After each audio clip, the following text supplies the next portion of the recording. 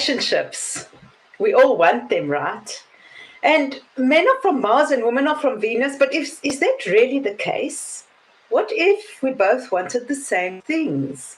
What if relationships were really learning grounds about ourselves and possibilities to grow and grow together? And if not, maybe you're just together for that moment and you growing together for a different opportunity. All these questions. And so, with all these questions in mind, I've got the most beautiful guest who's perfect to answer all these questions. Dating coach and relationship expert, Jonathon Aslay. Hello, Jonathon. Thank you so much for being here. It's an honor to have you. Before we start, thank you. I don't like the word expert. I'm an enthusiast, if you will. Oh, that sounds. Yes, it's more of a growing kind of evolving term. I like that more. You're right. So okay, so let's redo that. So Jonathon Aslay, dating coach and relationship enthusiast. Jonathon, before we go into all these questions, and I'm really excited to explore them with you, tell me a bit about how you got into this field. Well, and folks, you're probably going to get bored, so I'll do this really, really fast. After turning 40 and going through a divorce almost 15, 20 years ago now, I found myself out in the dating marketplace. There's this thing called online dating. I went online. I thought I'd meet the most amazing, I'd meet the person of my dreams. And I went on a date and it was a really great date, but something wasn't right. Went on another date, really great date, something wasn't right. And after what seemed like thousands of dates, I realized what wasn't right was me. What was interesting, though, was I was communicating with women all across the country. And just kind of I was curious to hear their experiences, their stories. And then a lot of women it was just developing friendships with, they'd reach out to me and say, hey, Jonathon, would you look at my dating profile and help me make it better from a guy's perspective? And so I'm like, okay. And I'd say, do this, this, this, and this. And then 3 or 4 weeks later, I get a call, Jonathon, I met a great guy. He's like, you were right. It made a difference. So I started basically helping with online dating profiles. This was, almost 18 years ago. And it's morphed into, I've spent over 3,000 hours. Let me backtrack. I have over 20,000 hours of actual coaching. I have 3,000 hours of personal development workshops, trainings, videos I've watched, books I've read. I'm fascinated with human behavior, and nothing exposes human behavior like when you're in relationship with people, whether they're romantic relationship, family dynamics, work dynamics, but I focus in the romantic realm because it fascinates me how we humans are incredibly dysfunctional. Just the way we interact and, because you started to say what people want in relationship. And I think men and women want to feel loved. I think men and women truly deep down wanting to feel loved. And at the same time, we're in conflict with our childhood wounds and our adult traumas that creates anxiety, fear, frustration. And then the whole process of dating, the whole process of meeting, the whole process of attraction is wildly unpredictable. And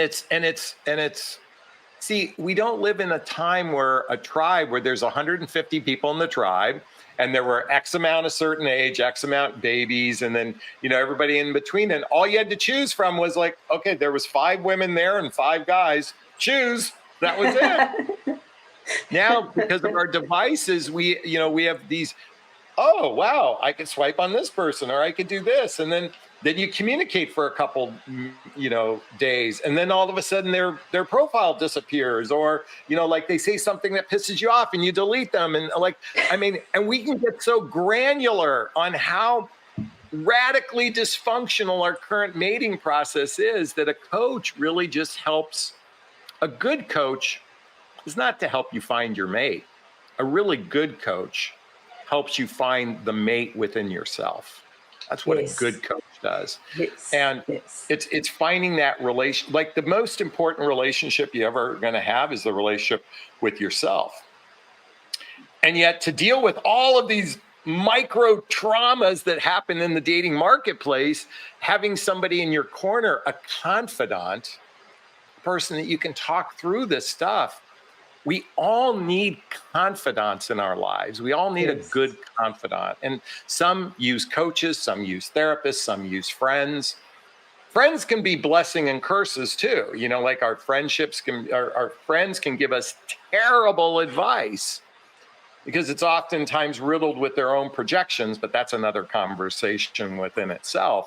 And then we have all the the social structures about men are from Mars and women are from Venus, and all the rhetoric that we were raised with in our childhood. And then you add to that your ethnicity or where, where you grew up and your socioeconomic and then men are supposed to do this and women are supposed to do this and the gender roles. And then you have instinct, provider, protector, nurturer, gatherer kind of thing. And then you have our pheromones. It's like a clusterfuck out there to try to figure, there's masculine and feminine energy. You got to figure, like, no wonder people are confused because there's so much rhetoric out there.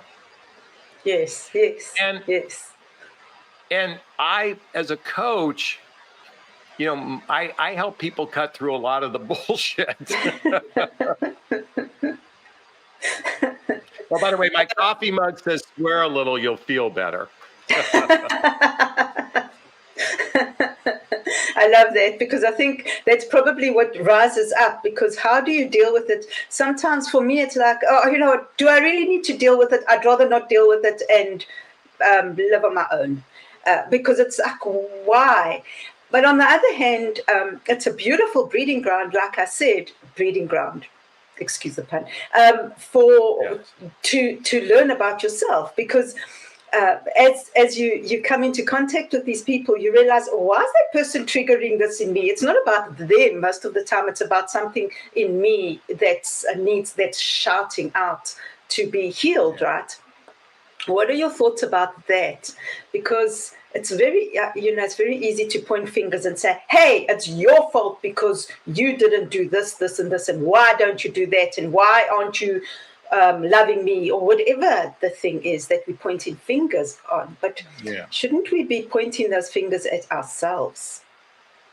Well, that's a great question. And I'm going to steal something from Dr. Pat Allen for a moment that I heard in one of her live events. She says, unless you have to call a doctor, a policeman, or an attorney, like unless you have to call one of those three people, you're not a victim, okay? In other words, whatever happened with this interaction with this other person, it's looking inward and saying, how is this triggered me? How has this affected me? How has this benefited me? And so, I think the challenge most of the times is it's easier to point the finger. And by the way, this is like an old analogy, but you have to look at those three fingers pointing back at you. And for most humans, that's really hard to do because we're raised in this self-centric silo and our ego, and there's a healthy part of ego, and then there's the part of ego that's self-preservation that will make up stories about a certain incident to protect itself because there's the fear of actually looking inward. Yes. It's interesting, Carina. I had a client who I'd just worked with. She went through my 6-week boot camp that I have clients go to that really help prepare them for their ideal relationship. And she finished the boot camp saying, Jonathon, I'm not ready for a relationship. I said, you're right, because the most important relationship in your life right now is the relationship with yourself.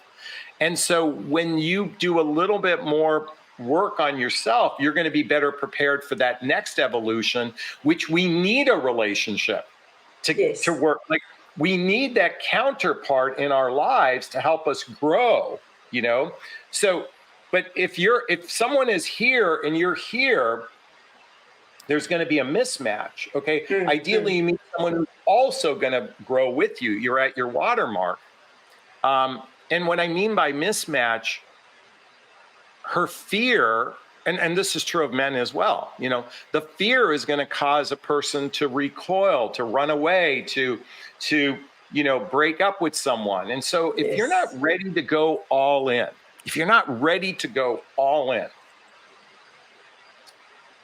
then be honest with yourself. And by the way, as much as I advocate partnership relationships, I want, if two people say, hey, look, we like each other, we're not really a good fit for long term, but I like you, you like me, we like to spend time together, we like to have sex together, but I'm also aware that we're not a good fit for one another, but I'm willing to explore this friends with benefits or situationship or hooking up. So long as two people are honest with each other, I'm not here to, discourage that. Maybe there's a real value in that. I actually started to reevaluate my own coaching and say, hey, sometimes hooking up is a good thing. I'm not advocating for it, but maybe we need that. Maybe that's a momentary soulmate in your life. Yes. Again, I'm not advocating for it, but if you're going to do it with consciousness is all I'm saying. Yes. I think that's what I'm hearing you say is in all relationships, there should be that openness, right? So everyone knows where they're standing within that relationship. So this is what I want in this relationship. This is what you want in this relationship. And whatever it is, it's between two people, and who are we to judge what the situation is? I mean, it's between two people, and as long as you're consenting adults, you live your life the way you want to. That's my, live and let live, right? But here's the tricky part. If a man says, I'm only looking for hooking up, 999 out of 1,000 women are not even going to give him the time of day. So if he says, I'm looking for a relationship, and then within that, he's going to get, 200 out of 1,000 women interested. I'm just making up these numbers. Okay. Now, before two people become intimate, I think that's when to have a real serious conversation. Now, wouldn't it be nice that you want to know that person only wants to hook up? Yeah, but it's just people are not honest with themselves. Yes, and that's a big thing. But sometimes the person who accepts that relationship, the hooking up I'm using, and by the way, is because maybe that's what they need too, Well, I think, and for me, it's about being honest with yourself. So you have to decide if you want to accept that or not. And then you must, as you were saying, you must go into it consciously. And if that's what you want, that's what you want. That's cool. But you must know that it won't last for long. And you can't then blame someone for a relation, for the relationship falling apart when it does. Sorry. Okay, you were saying, Jonathan? No, I apologize. So, here's the thing for those watching. I'm a huge advocate for partnership and all in relationships. I'm like the biggest advocate for that.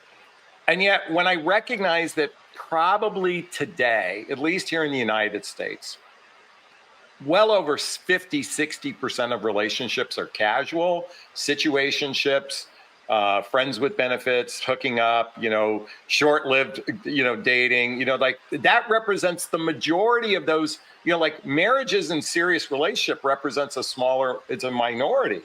And by the way, happy relationships and happy serious relationships is even more of a minority.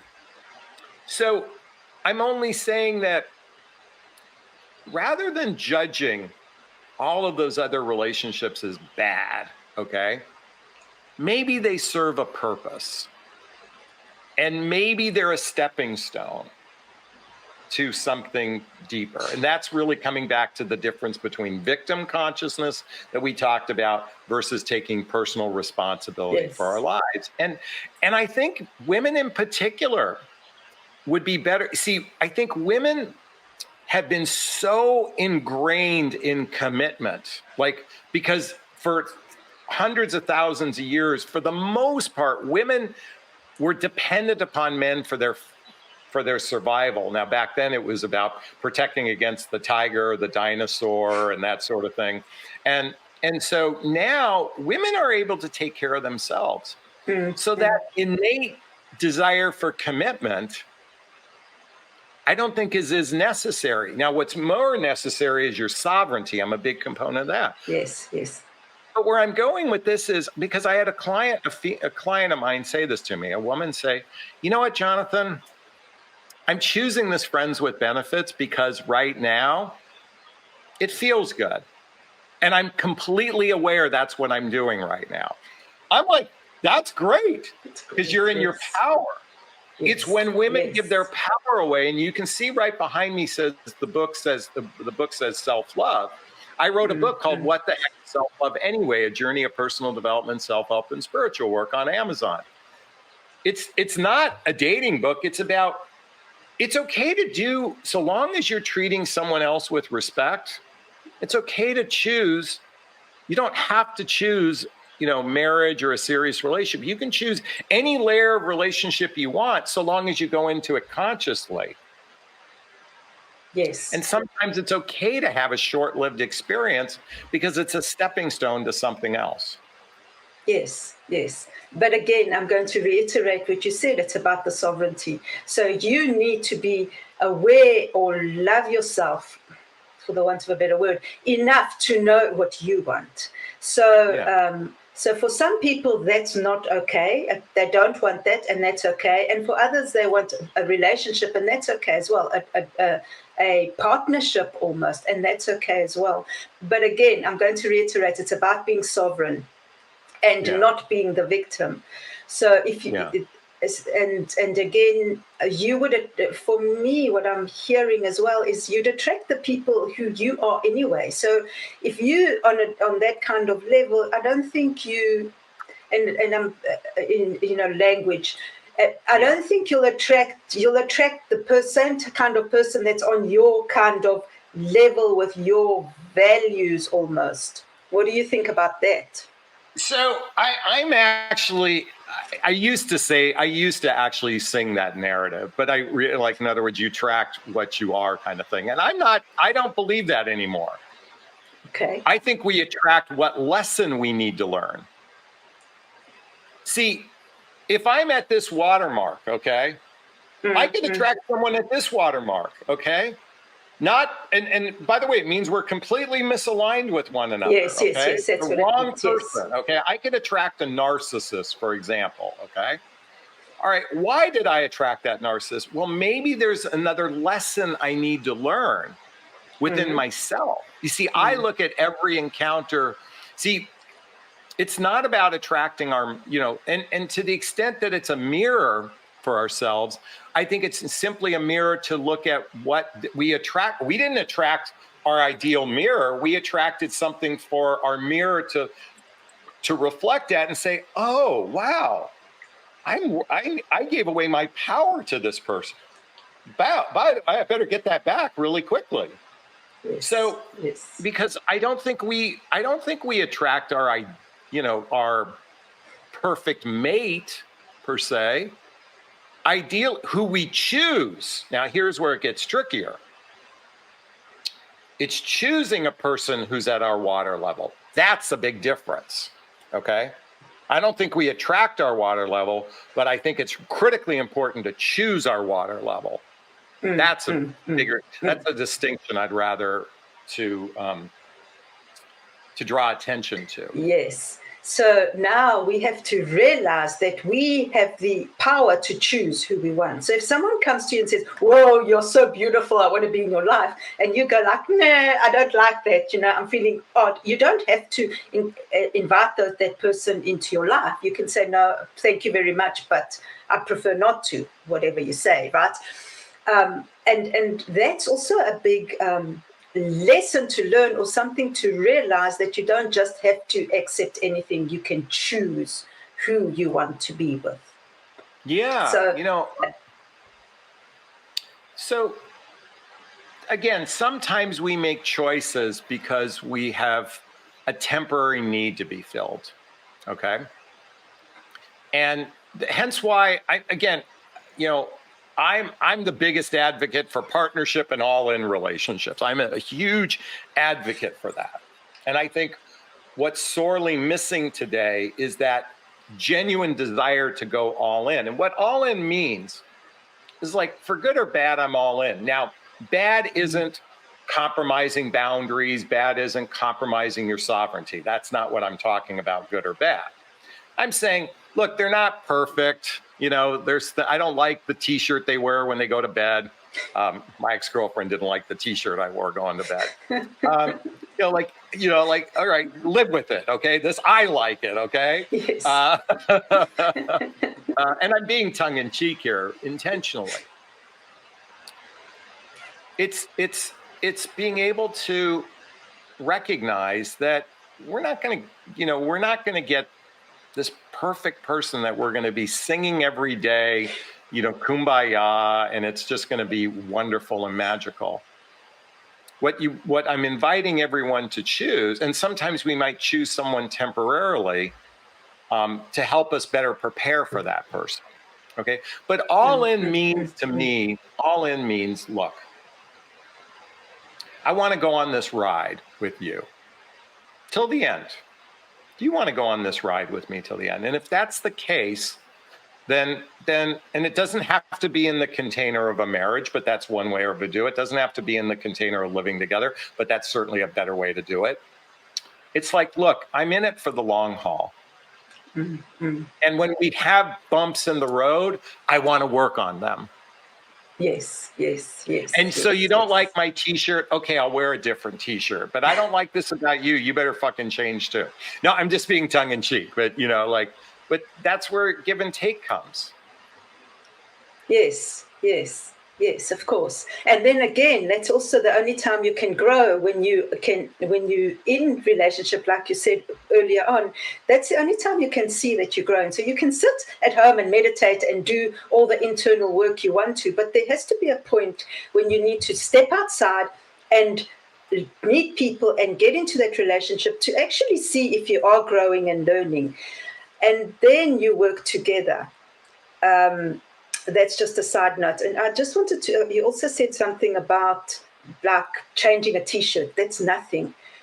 It's always interesting to me how some people go into a relationship expecting to change the other person. Yeah.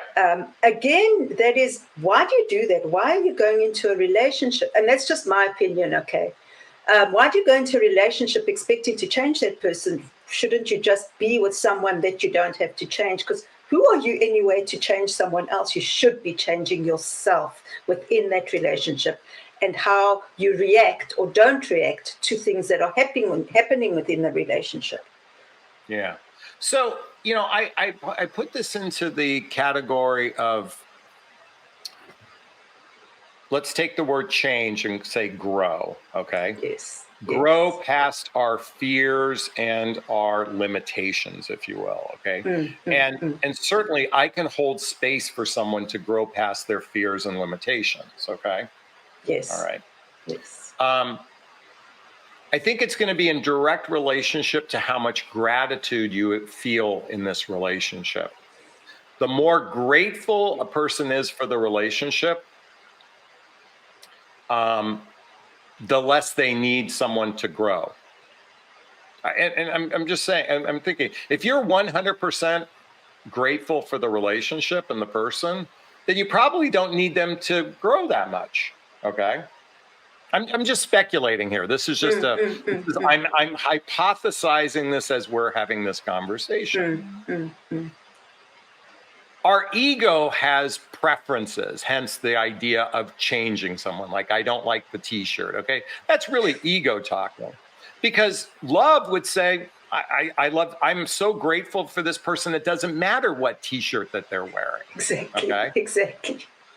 Okay. Yes. But I'm also aware that most humans have childhood wounds and adult traumas that keep them stuck, that keep them in stories, that keep them in fear, that keep them complaining, that keep them whining, that keep them in victim consciousness.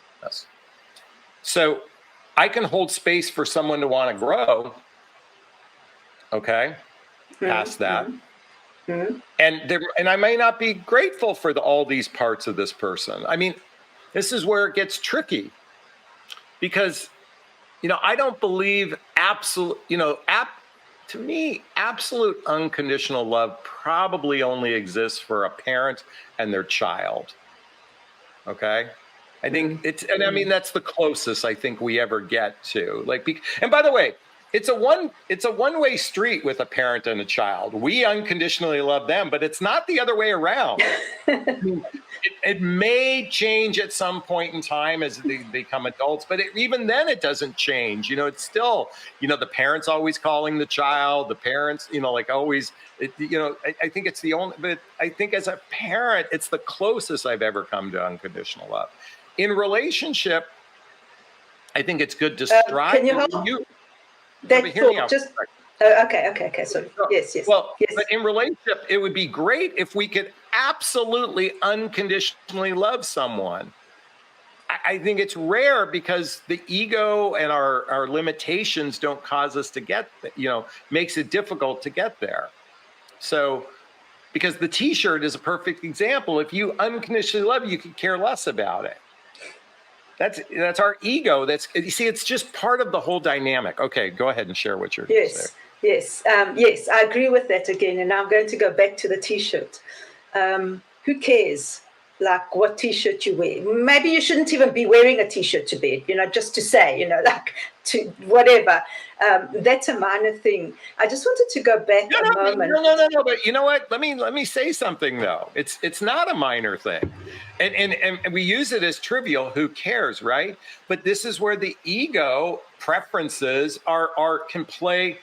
Sometimes even something as minute as a T-shirt. And again, I know, cognitively, we know this is trivial. Our intelligence knows that's trivial. And yet the ego can make the most trivial thing gigantic.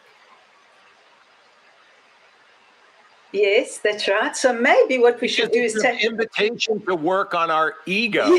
Is where I'm going with that. Yes. The T-shirt is an opportunity to work on your shit.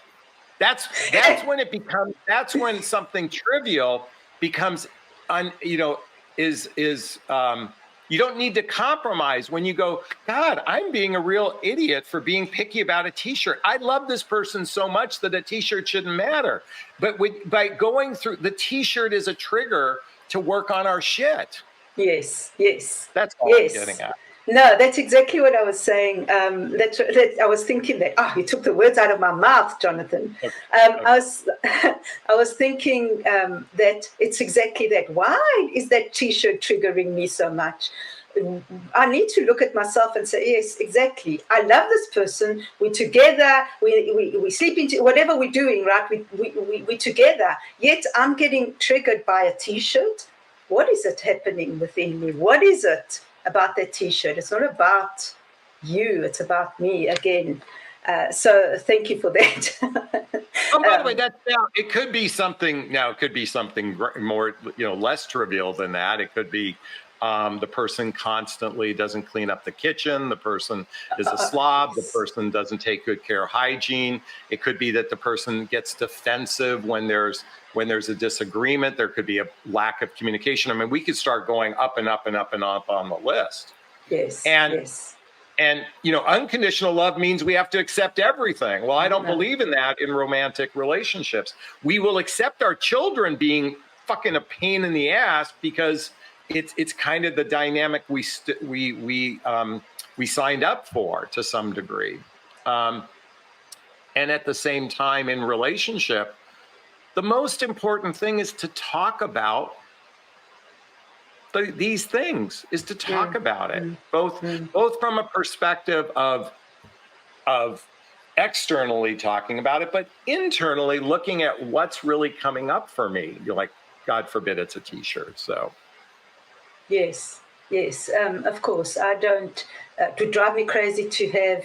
But even as children, right? If your children are messy in the kitchen or leave dishes for 3 days in the kitchen or whatever it is, you as an adult or as a parent should teach them, because some people don't know that, you know what, it's better to wash the dishes, or let's do it together. What is the issue here? How can we deal with this together and clean up the kitchen, because it really irritates me. So again, opening communication. So coming back to teaching, this is where it's tricky. Okay. No, there's a picture behind me of my 2 children. Okay. Nobody fucking taught me how to be a parent. Okay. Yeah, oh, yes. And when I was a child watching my parents, I wasn't paying attention. Okay. And believe me, they did they did a lot of emotional damage to me and stuff like that. So by the time I became a parent, I'm like, I have no blueprint. So coming back to doing dishes, the absolute best blueprint for teaching children doing dishes at the time they are 1 year old, to start ingraining that in them. So ingrained, you have to ingrain. Okay. So by the time they're 10 years old, they just naturally do it. It's through repetition. Most of us didn't think of that. It was like, we took care of the dishes. Sometimes they do it. And then we try to impose something on them after it's past the point of ingrainment. Okay. And now we're trying to, so now it's like we blame the parent because we weren't taught that if you want to ingrain good things, you literally have to start at, and I'm joking, at age 1, but age 2 or 3. And literally the discipline of doing it over and over and over and over and over and over and over and over and over again. Okay. I'm going to use another analogy for this. We are not trained, like a man is not trained to fight. Okay. I'm 6'2", 210 pounds, so I certainly physically have the stature, but God forbid a mugger comes up to me and I'm with my wife or girlfriend, and I'm like, we're fucked. Okay. I don't know how to protect myself. Okay.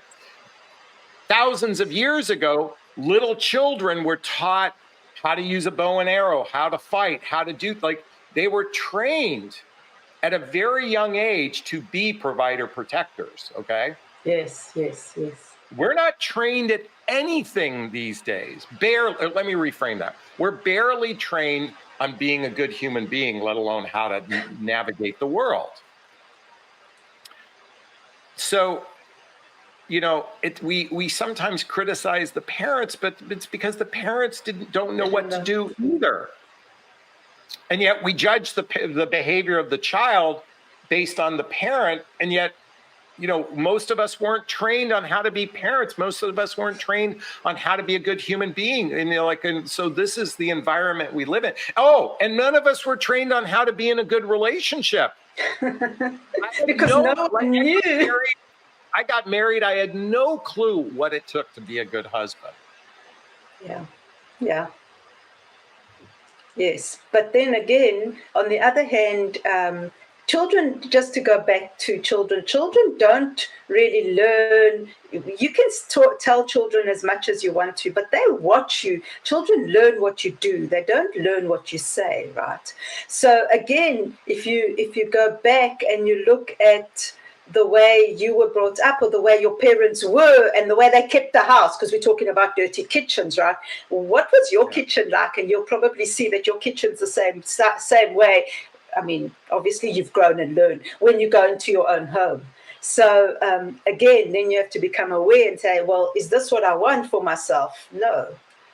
So let's change it. Or not, Yeah, to some degree, there's no doubt we model what we've experienced growing up. There's no doubt about it. And to some degree, we can go, oh, I didn't like growing up in filth, so I'm going to have, we actually rebel against what was modeled, so we do the exact opposite, or we model what we learned. That's certainly a huge component of all of this. When we come back to, ultimately, the question really becomes, in my mind, where is the point in an adult's life where they recognize that whatever was modeled for me doesn't have to be what my life is in the future, exactly. Number one. Yes. But more importantly, what doesn't work for me doesn't have to be my future. you have to have the awareness that something isn't working for you, because some people are so used to doing something a certain way that that's all they know. So it could be the way they operate in relationships.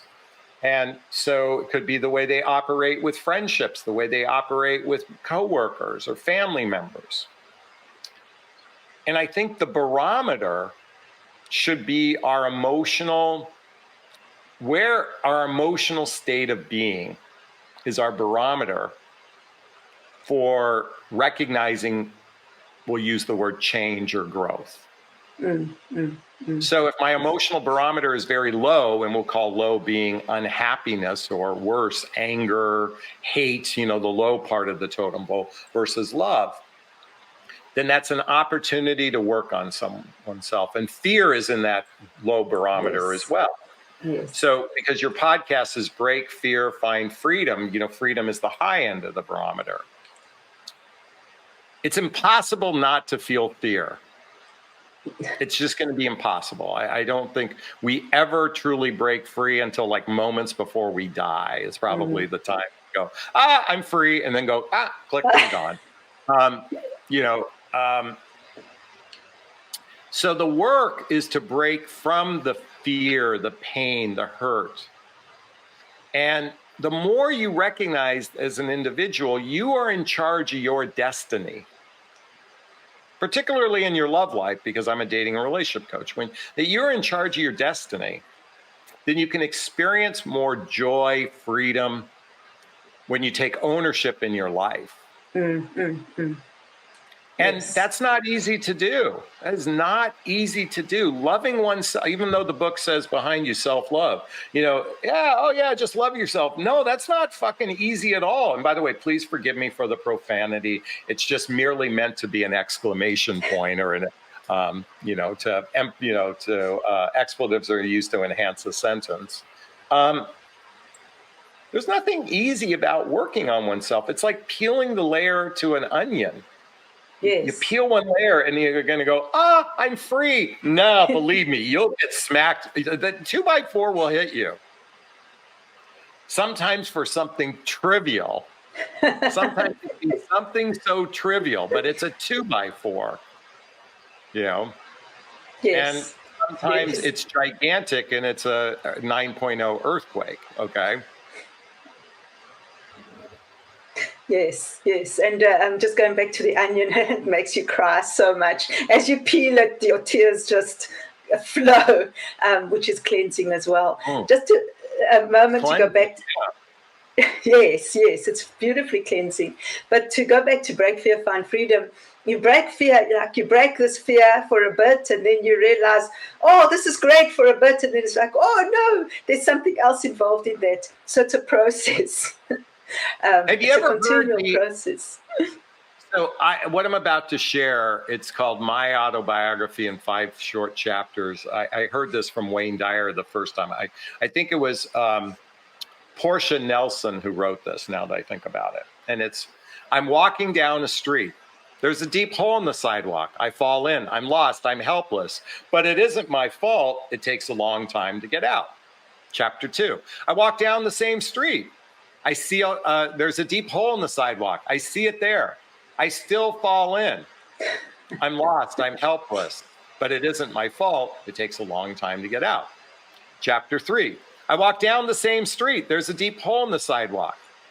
I see it there. I still fall in. It's a habit.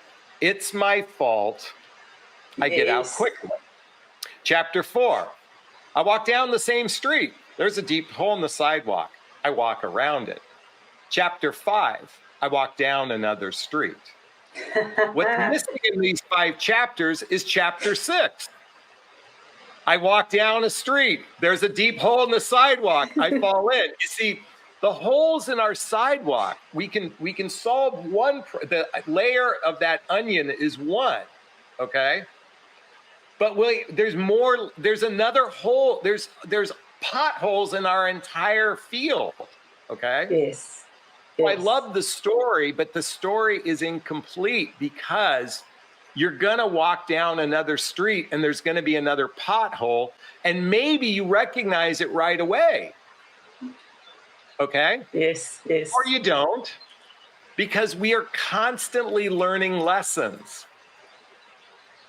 If you choose to accept life is a journey of healing. If you can accept, this is my, by the way, folks, this is the world according to Jonathon. You can take it or leave it. This is not, this doesn't have to be your reality. But I see life as a journey of a bunch of potholes. Sometimes you fall in a pothole and it's painful. Sometimes you fall in, it's like, oh God, that was nothing, you know? But life is like a bunch of, life is like a box of chocolates. No, it's like a bunch of potholes, And the person who's better at navigating their emotional well-being are the humans that have the greatest amount of joy. And by the way, this has nothing to do with how much money you have in the bank, by the way. Rich people can be abso-fucking-lutely miserable, okay? And poor people can be ridiculously happy. So, I only mention money because we oftentimes associate money, power, status, intellect as those being the happiest people. That is not. The happiest people are the ones who have learned that our individual sovereignty is where we can gain the greatest joy. Yes. And we need to choose that and decide every day, of course. I just want to go back to the pothole for a moment. And a lot of times you fall into a pothole and it goes down and it leads you to a beautiful, beautiful, different place. Totally, right? And you come out on the other side much better for the wear. What do you think about that one? Yeah, in the story that we described, I think we can have turning points in our lives. I want to differentiate because the pothole to me is the small things, okay? You could fall into the Grand Canyon, might be, I'm going to tweak it a little bit. You could have a pivotal moment in your life, a humbling event that you might spend years in that Grand Canyon. You could be experiencing pain, doubt, shame, depression, anger. You could spend time in that. And yet that particular Grand Canyon experience could set you on a new path completely different than where you thought you were going to go. Let me give an example. I shared earlier, after turning 40 and going through a divorce, I was on the dating apps. Well, at that exact same time, I lost my high-end paying corporate job. And in that moment, it wasn't just the loss of a job, it was the loss of my identity. And in that abyss, actually online dating became my drug of choice. That was like an addiction for me. And I'll be candid with everyone watching. I was also addicted to drugs and alcohol. I was an absolute train wreck. And so I had no business out in the dating marketplace. And what was fascinating was women would see that I was a train wreck and they're like, "Oh, I'll save him." But no disrespect, you ladies are beautiful and completely delusional at the same time. You're beautiful creatures. You're willing to help a train wreck at your own expense. I'm saying stop that. Okay, I'm here to warn you against that. Who I was. That's how I got started with my coaching. But it was that it was all of these humbling events that happened in my life that turned into the trajectory where I'm at now. Because without those gigantic, earthquakes that move the tectonic plates, I wouldn't have been able to enter where I'm at today. So I want to differentiate that story of the pothole, the holes in the sidewalk, and yes, there are going to be moments of Grand Canyon, okay? There's no doubt about it. I believe that growth happens I truly believe growth happens when we have a significant humbling event. A significant humbling event. I'll take a movie. Did you ever see the movie Officer and a Gentleman? Yes, yes. Okay, so Richard Gere and Deborah Winger, and he was an Army brat or a Navy brat, excuse me, growing up, and he had humongous abandonment issues. Humongous abandonment issues. And he meets Deborah Winger, and he's like, look, this is simply a friends with benefits, okay? He was up, but she had hopes for something more, okay? Kind of a typical woman, no disrespect, okay? and something happens in his life where he decides to dump her, and she's visibly hurt, but it's because he got afraid, because he has an avoidant. He was raised with abandonment in his life. He had an avoidant attachment style and all this stuff, okay? Then his best friend commits suicide.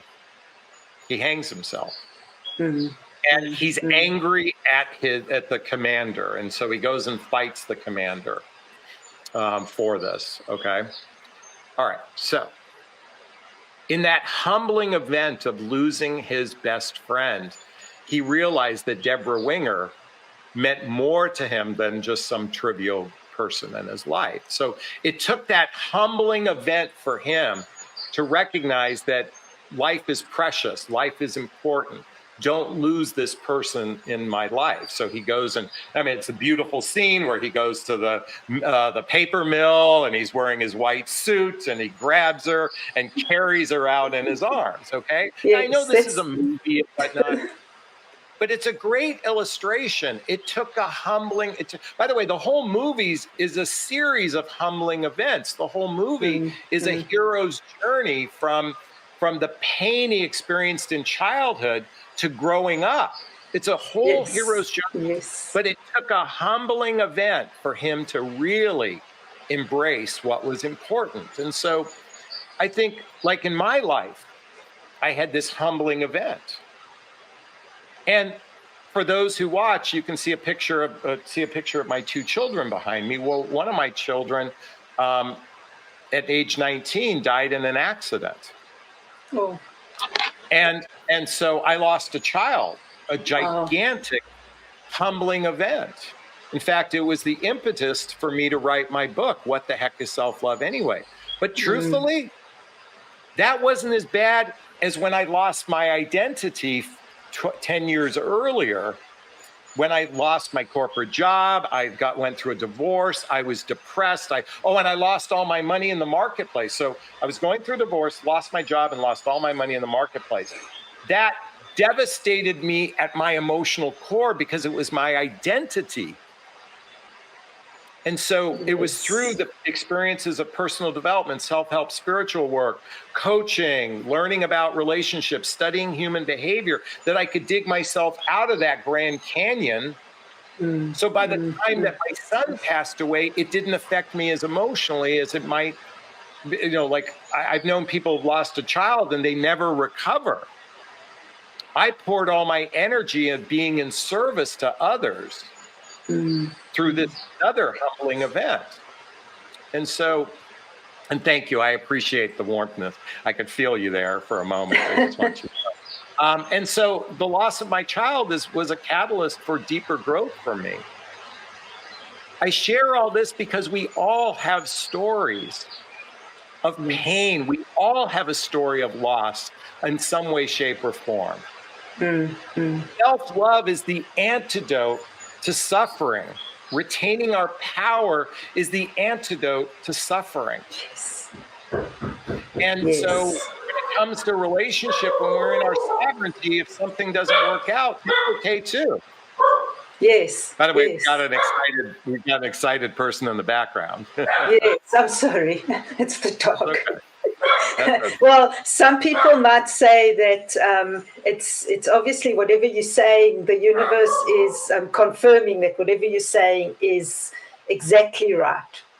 So I'm going to go with that, okay? Yeah, exactly. We'll go back to the self-love again just for a moment. That's the most difficult thing to do, because it's so easy to it's so easy to look outside. It's so hard to do. It's so hard to do. Exactly, it's so easy to go, and that's why you attract, because like my track record of relationships is like, whoa, you attract these people in your life so that you can save them. I mean, like, who are you to try and save someone anyway? It's so easy to try and save someone else rather than just saying, okay, this is time to save myself, because I'm the only one that can save myself. No one's going to save me. Yeah. But it's so hard. It's much easier to hate yourself than to love yourself. It's much easier Isn't that fascinating, though? It's terrible.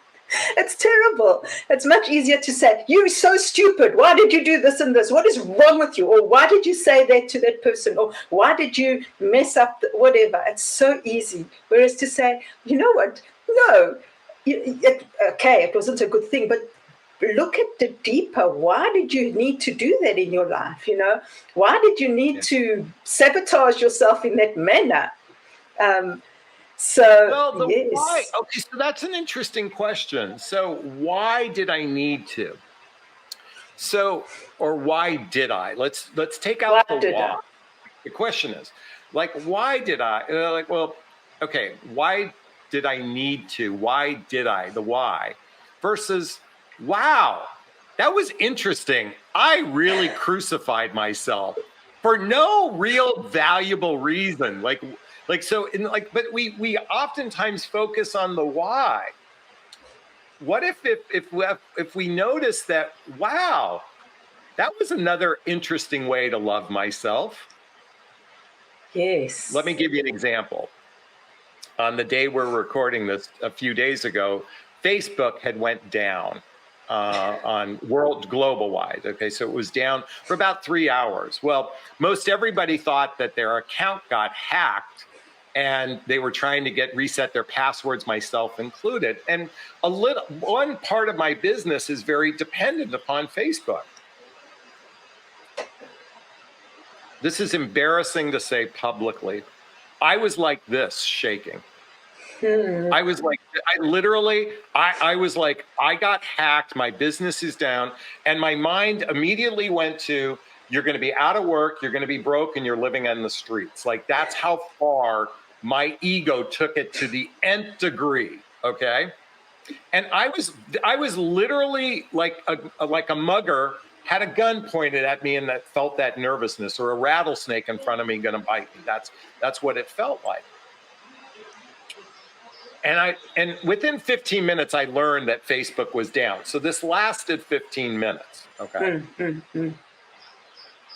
Why did this happen? Well, we can go back to all the periods of my life where I thought I lost control, all the periods of life where my parents, all the periods of, like, that's all the why. And I can spend hours and days and weeks exploring the why. Instead of like going, wow, that was an interesting way to love yourself.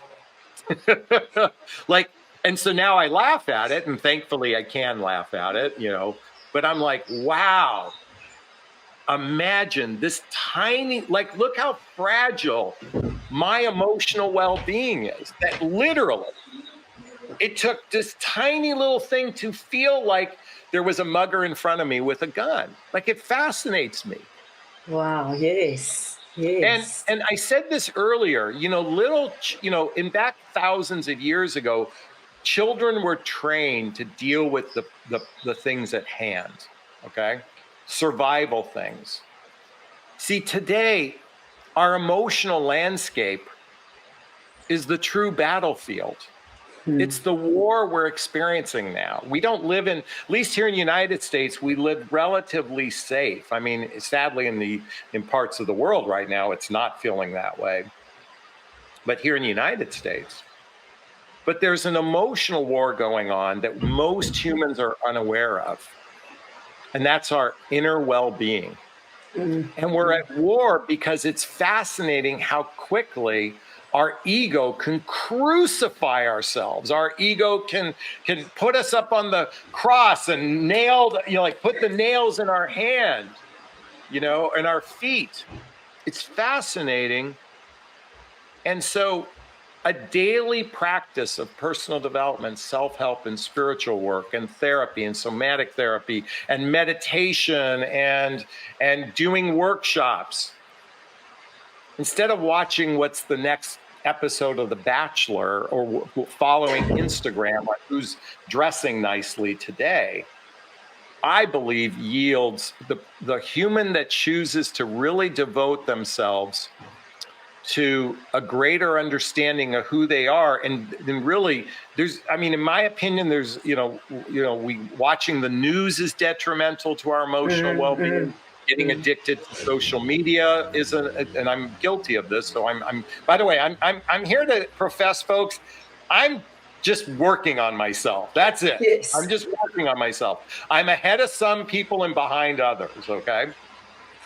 And I teach those people that are behind me, hey, this is what I'm doing, and this is what I recommend. And you can take it and leave it.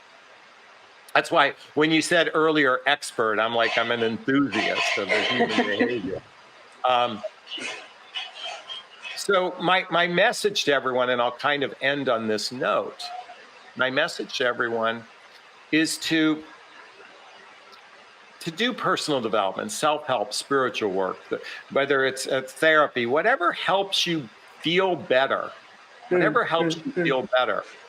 when it comes to relationships, showing up as the best version of yourself and then choosing a person who meets you at the same water level or close to the same water level may take you to the next level of awakeness, enlightenment, of joy and peace. And I believe we all need relationships in our lives in any form, and recognize that this is a journey, and you probably won't feel true enlightenment until 7 seconds before you die. And it's like, and then boom, you're gone. And I do believe we get to come back and do this over and over and over again, but that's another conversation. That is another conversation. And then we can go into NDEs and all those things as well. But that's also another conversation. Yeah. Thank you so much, Jonathon. This has been a wonderful, an hour's gone by in 2 seconds. So it's been an awesome conversation. And we've gone in so many directions. But I think the ultimate goal probably, or the ultimate message here is, let's do the internal healing. Let's look at ourselves and heal ourselves, but let's have some fun while we're doing it. I think exactly. We probably take life way too seriously, right? Exactly. It's time to have some more fun and be more playful. Exactly. Amen to that. So thank you, Jonathon. Thank you so much. All the details for Jonathan's book and everything will be in the description box. Any last words about, I know you've mentioned freedom being that last second just before you die, but what about your freedom? How far are you in that game before we go? How far am I? I think maybe 75% of the way there. I think, somewhere in that range. I don't know how to quantify it, but that's what it feels like. I'm better than what I was last year and the year before that and the year before that and the year before that and the year before that. So maybe I'm being generous at 75. Maybe it's more like 61. But you know what? Actually, 61 feels more like the right number. So there's a lot more work to do, and I'm getting better. I'm getting better at going, wow, that was another interesting way to love myself, even though in the moment I was feeling this. I love it. That's a perfect way to end. Wow, that's an interesting way to love myself. Thank you. Instead of saying why, and just actually making yourself even feel worse and hating yourself even more. So thank you for that, Jonathon. You're welcome. Thank you so much for being here. Thank you everyone else for listening and watching. Please like, share, subscribe, and check out Jonathon Aslay. He's he's awesome. You just have to go and check out all his stuff and chat with him. And yes, take your life, your dating life to the next level. Why not? Thank you, Jonathan. Amen. Have an awesome Amen day. to that. Thank you, everybody. Bye. Bye. Bye, everyone.